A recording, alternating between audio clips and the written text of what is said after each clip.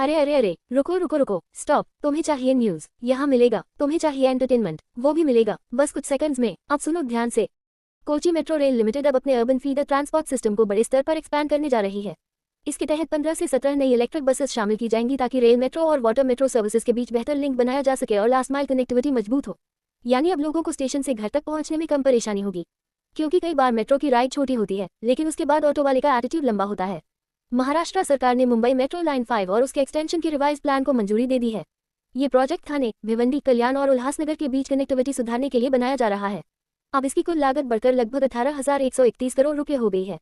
Phase 1 यानी थाने से भिवंडी तक का हिस्सा लगभग पूरा होने वाला है, जबकि फेज 2 यानी भिवंडी से दुर्डी तक का सेक्शन अभी प्लानिंग स्टेज में है। इसके अलावा रंजोली जंक्शन से दुर्डी तक डबल डेकर स्ट्रक्चर बनाया जाएगा। मुंबई में अब रोड्स भी डुप्लेक्स फ्लैट की तरह बनने लगी हैं। नीचे ट्रैफिक, ऊपर भी traffic. Pune metropolitan region development authority के कमिश्नर ने पुणे मेट्रो लाइन 3 यानी पुनेरी मेट्रो के अहम कंस्ट्रक्शन साइट्स का इंस्पेक्शन किया। ये पिंक लाइन डिस्ट्रिक्ट कोर्ट से हिंजवाड़ी के मेगापोलिस तक जाएगी। अधिकारियों को कंस्ट्रक्शन तेजी से पूरा करने के निर्देश दिए गए हैं ताकि जून में ऑपरेशन शुरू किए जा सके।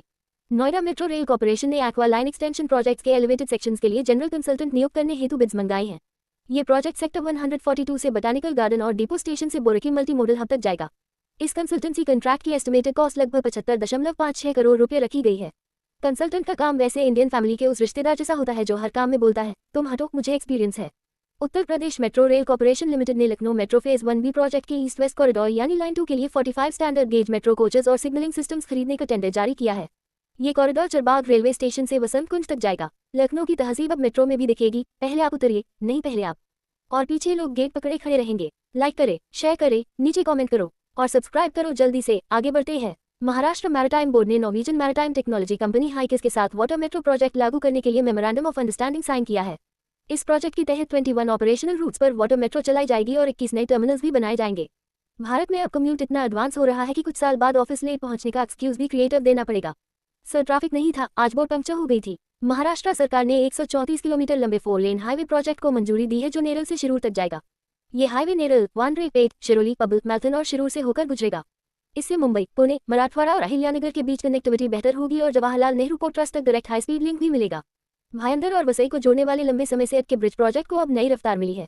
Mumbai metropolitan region development authority ने करीब 2,500 करोड़ रुपए का नया प्रपोजल राज्य के अर्बन डेवलपमेंट डिपार्टमेंट को भेजा है।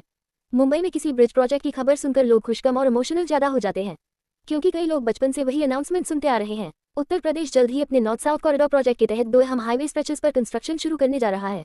पहला रूट कुशीनगर देवरिया डोरीघाट गाजीपुर जमानिया कॉरिडोर होगा, जबकि दूसरा कॉरिडोर पिपरी यानी इंडो नेपाल बॉर्डर से बंसी होते हुए प्रयागराज तक जाएगा।